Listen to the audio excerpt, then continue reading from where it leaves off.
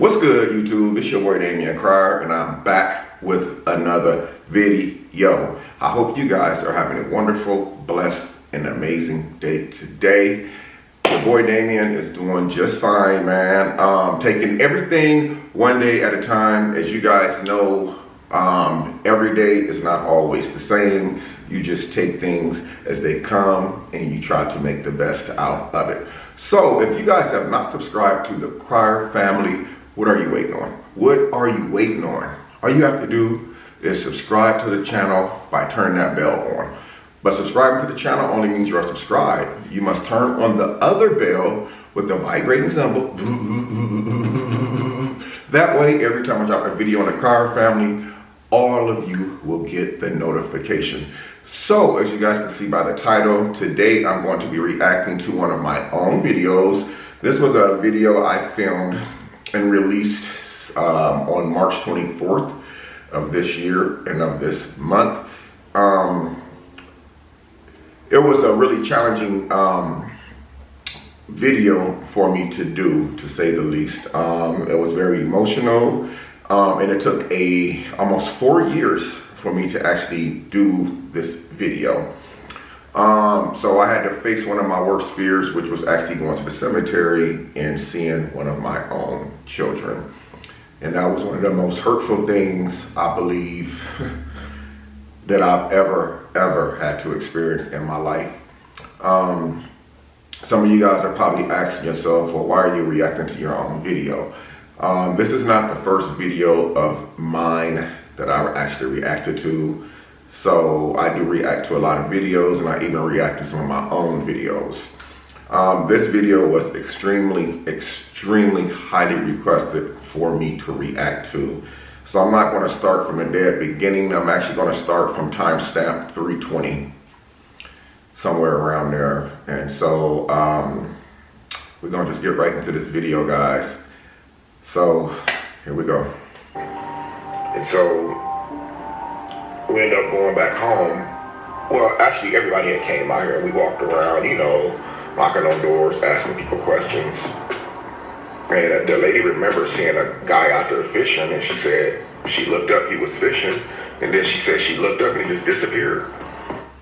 I actually talked to the lady. Me and his mom had actually knocked on the neighbor's door, and we had talked to the lady. And the way that she explained to us was that she seen him out there fishing. She literally looked and seen him out there fishing. I mean, and she said a few minutes later, she looked out there and boom, he was gone. She didn't see him walking up the trail or walking back to his car. He was just gone. So, you know, that right there should have aroused our suspicions then, but it didn't. So we all left, but we all left the park wondering because we couldn't get into his truck because we didn't have his keys. So we figured, well, we'll wait. We'll see. He'll call us tonight. He might be with his little girlfriend or something, side pieces or whatever. The call never came. So I remember going to work that morning. It was so hard to sleep that next day. I ended up going to work that morning. And when I got to work, but first I'm gonna get out and show you guys. I'm not gonna really walk around the park because I got this really awful feeling in my stomach. That awful feeling that I had in my stomach, it was just at that very moment right there, when I was sitting in my truck talking to you guys on camera, the feeling that I had in my stomach was almost just sick. I mean, it was just a sick feeling. I don't know, I can't really describe how I was feeling. All I can tell you is that it was extremely sick. It was something that I had never really experienced before. I mean, I've never ever experienced anything like the feeling that I had.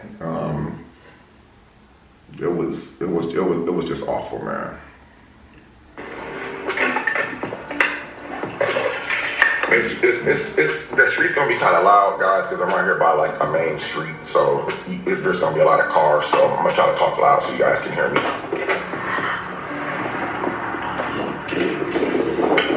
So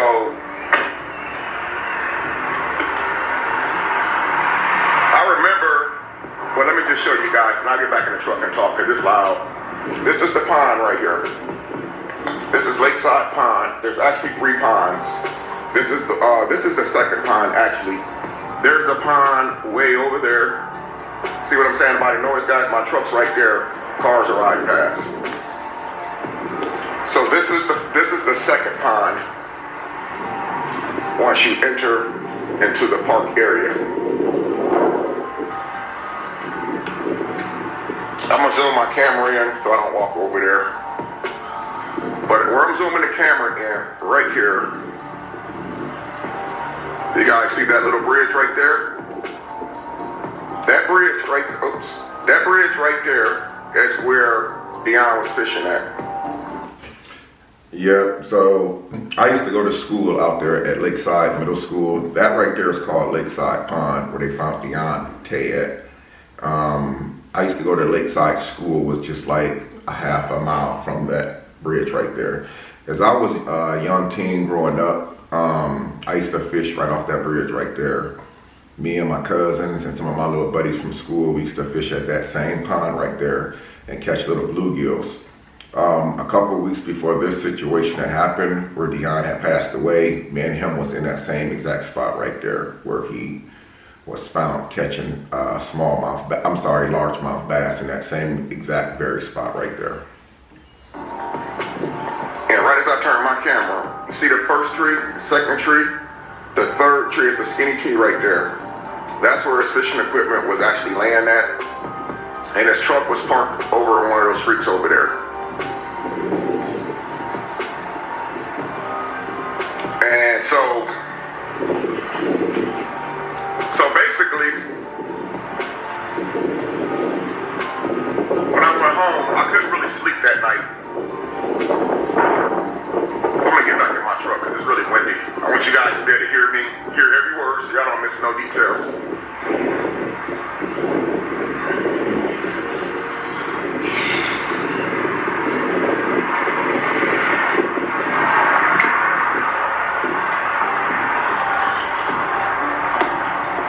I must have locked it. Oh man, this is crazy. Every time I think about this, it just really hurts me bad to really. So when I went home, I couldn't really sleep too well. Only thing I kept thinking of was like, Deontay, he still hasn't returned any of our calls. I remember calling his mom, his brother, everybody's like, have y'all heard from him yet? So it was hard to sleep. You know, the crazy thing about that, like, you know, like when I was calling his mom and stuff, you know, it's like she was basically like, Damion, it's okay. He's probably with one of his little female friends probably picked him up. And she sounded like, you know, like she knew something that I didn't know. Excuse me. It's like she knew that he was at some, you know, I'm not gonna say that she sounded like that, but the way that she was talking to me when I talked to her on the phone, it was like, she was like, he's okay, Damion. He's probably at one of his girl's house. And my whole thing is, I'm a fisherman and I know how much fishing equipment costs. And we don't just leave our stuff just laying there. So I'm thinking to myself, it's possible that he might have jumped in a car with some female and probably be at her crib up the street around the corner. You know, so that's how I was thinking. That's where my mind frame was at. You know, okay, well, his mom, she doesn't seem to be freaking out the way I was freaking out. And I know people have always told me that I'm an overthinker. You know, I look too far and too deep into things, you know, even the smallest things. But she made it seem like that he was okay. So I ended up continuing to move the rest of that day like everything was okay. But in the back of my mind, I don't know, I just had this really messed up feeling. Sleep that night. So that morning I ended up going to work. And I remember it was like about 7:15 a.m. in the morning. I called Deontay's girlfriend and she was crying hysterically. And she said that they finna call a dive team to come out here to this park. And I'm thinking, like, a dive team? No. What do you mean a dive team, you know? So 7:15 a.m. that morning, my son Damion and Bianca had lived right here in Fort Wayne.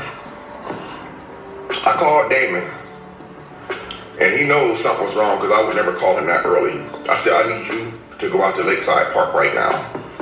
I said, your brother is missing. I said, Damion, your brother is missing. I would never wake you up this early. Please get up and go out there. Damion ended up getting a babysitter for DJ at the time. I think Kyrie was just a little bitty baby. Or Bianca was pregnant with Kyrie. It's one or the other. And I remember Damion called me and said his exact words. Damion's exact words. I was at work. He said, Dad, you better get out here.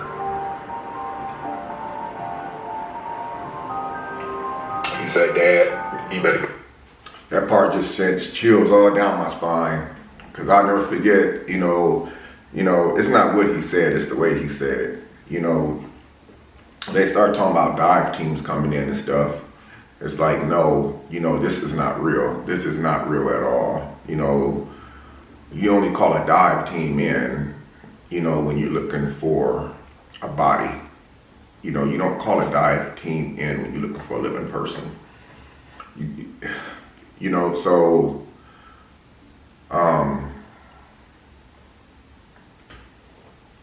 get out here right now. And when I pulled up, I mean, I left work, I didn't get the clock out. That morning, while I was driving out here, I heard on the radio that they had just pulled a body out of the water in the lakeside area. And when I heard it, I pulled over to the side of the road. I remember I was crying my eyes out. 2 bodies was pulled out of the lakeside area that same exact morning. The same exact morning. Before they had found Deontay's body in the pond,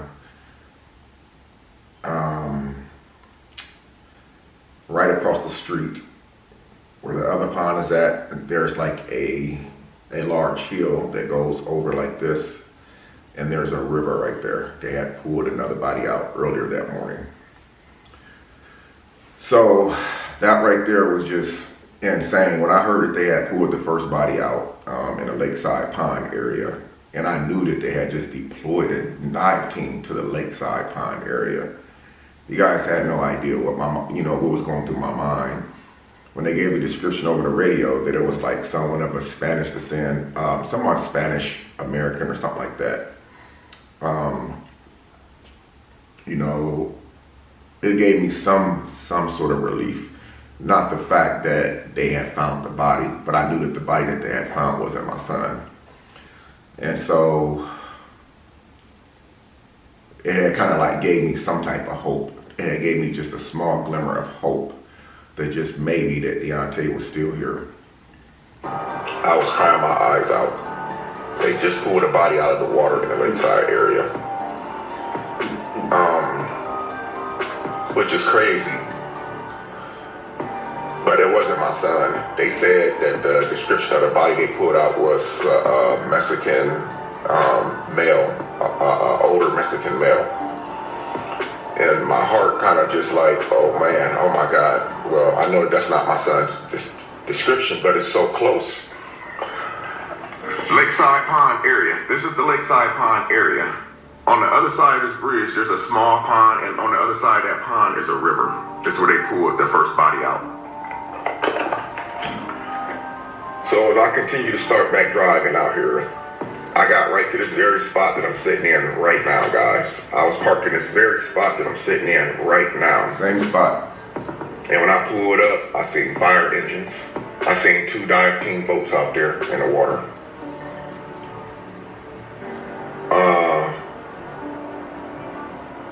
And I took off running on the other side of the pond where I met with Damion and Bianca. And I remember them, it was so many people out here, news teams was out here, everything.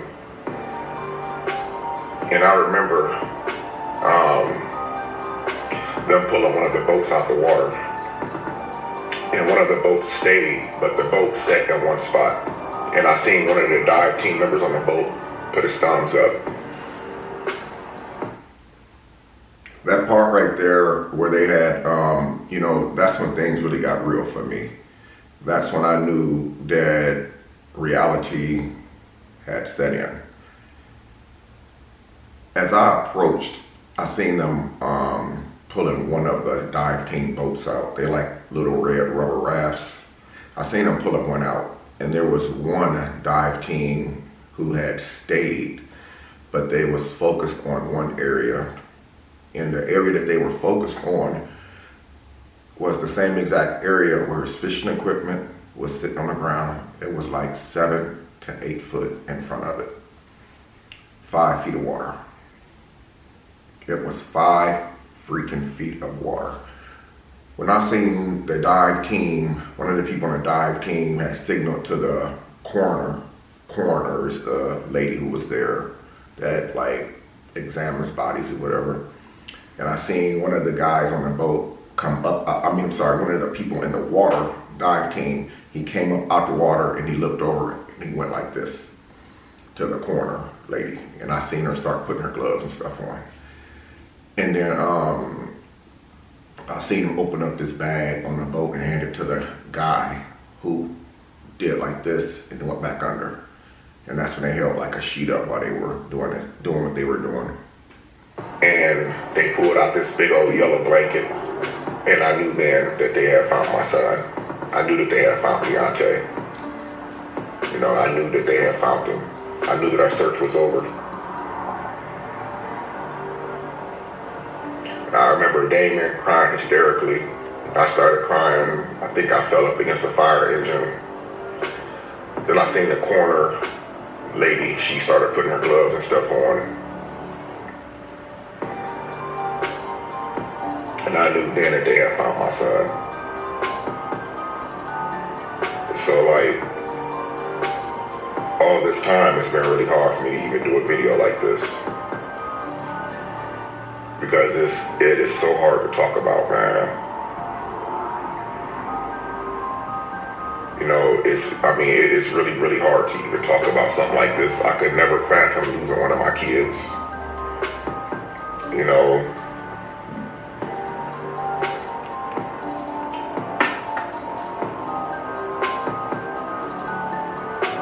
I'm at the cemetery now, so because of the COVID, they're not letting anybody inside. You have to call a number to actually have somebody come out.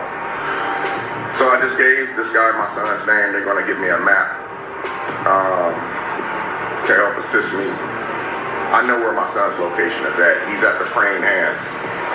But this is my first time here since his funeral. I think I could have actually found my way to the Praying Hands.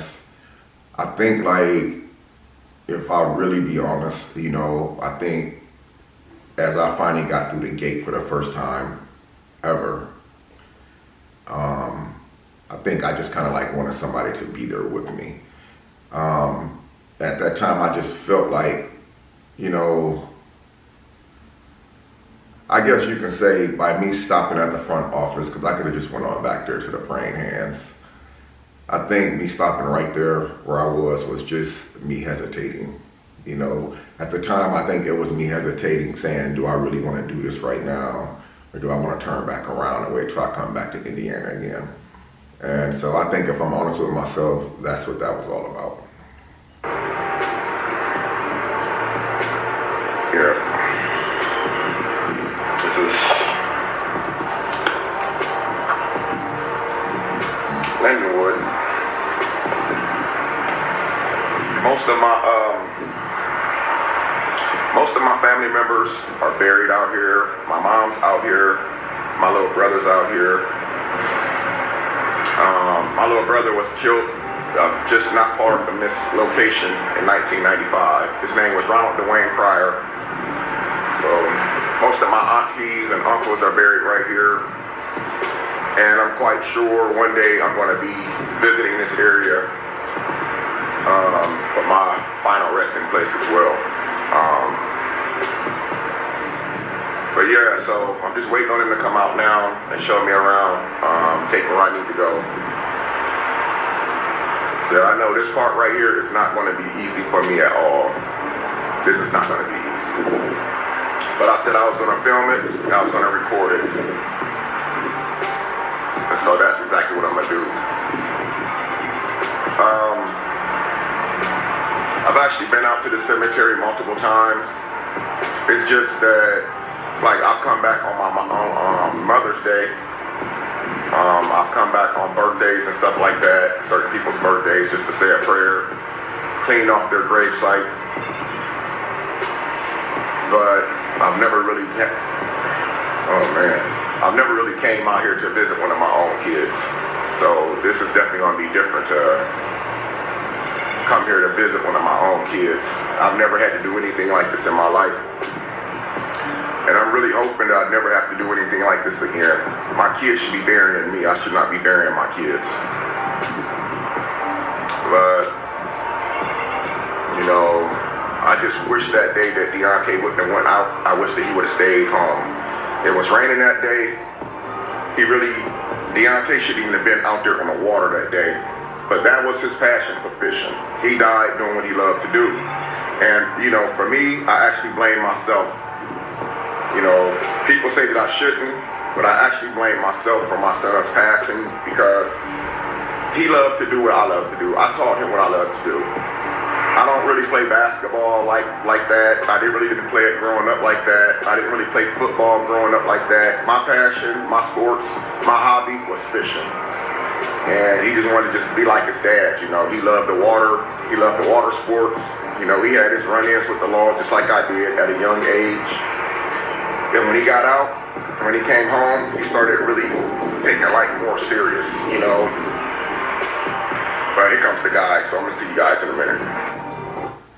Yeah, when Deontay came home, he had really started taking life more serious. Like I said, you know, he had his run-ins with the law. You know, we all came up, you know.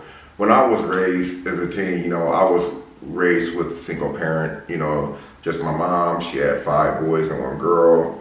And she did the best that she could with all of us. And so, you know, me personally, I ended up turning to the streets, you know, street gangs and selling drugs or whatever. And then I think like with Deontay, you know, he was following in my footsteps and he started, you know, doing some of the things I was doing, you know, hustling, and he was good at it, you know. I'm not gonna lie, you know, he was really good at it. Not something to be proud of course, but he did what he had to do and what he felt that he had to do. But when he got out, but when he came home, he had started doing the right thing. Deontay had found him a job, bought him a little SUV, because I told him, if you ever want to use the boat, you gotta have an SUV, because you're not using my pickup truck. Of course, I drove my pickup truck to work every day. And so he had got his driver's license back. They were suspended for a while, but he ended up getting them back. And I mean, he was really on the road to really doing the right thing. You know, was he still bumping his head a little bit? Yes, he was, you know, but we're not perfect.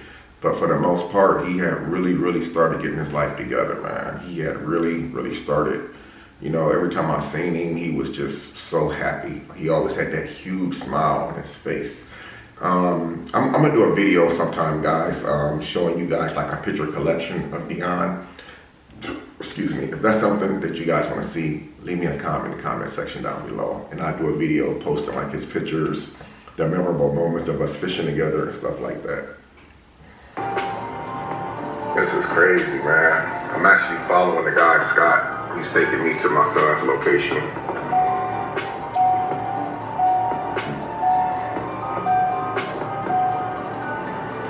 Yep.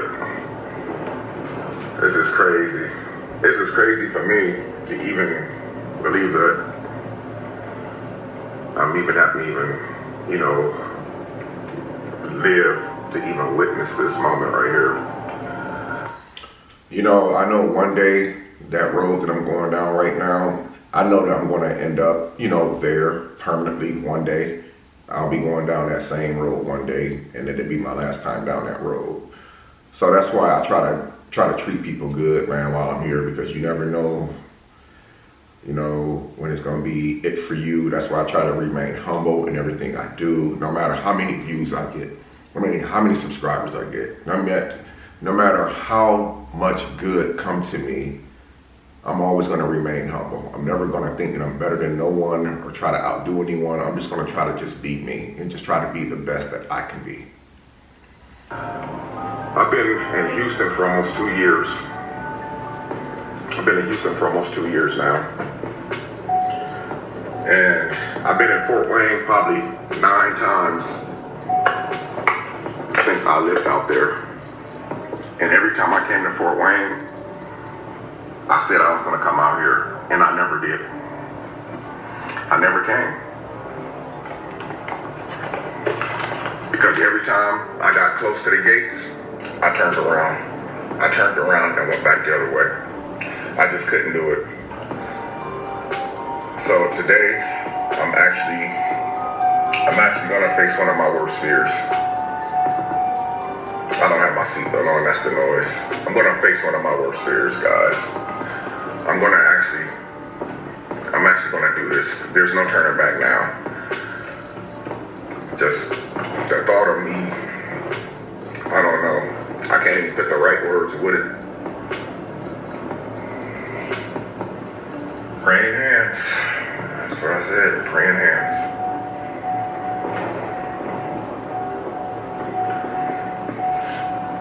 This is why we all should stay prayed up. This is the reason why I said a while back on my channel that I was through with the drama and stuff, man. I was through with all of the, just hurting people, saying stuff to hurt people. Even if people say stuff about me.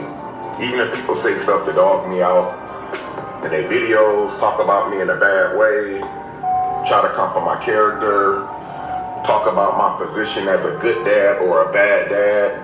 It's like, I don't really care. It's gonna take a whole lot to really push my buttons and bring me back out. A whole lot. Because life is too short, man. A whole lot. This is an lot. example. This guy's pulling over, so I'm gonna cut this for a minute.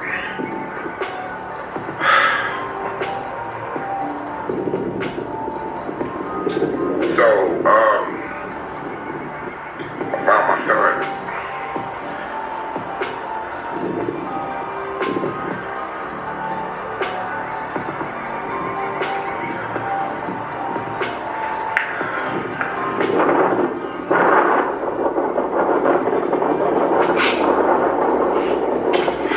It's my son.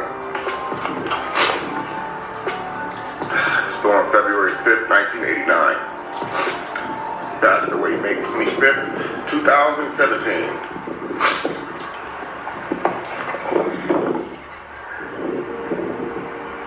So this is why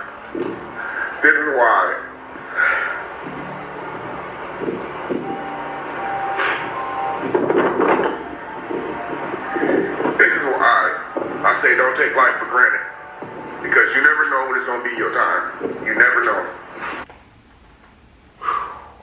So that's it, guys, for that video. Thank you guys for watching this video. I love you guys, and I'm gonna see you in the next one. Until next time, I'm Damion Crier.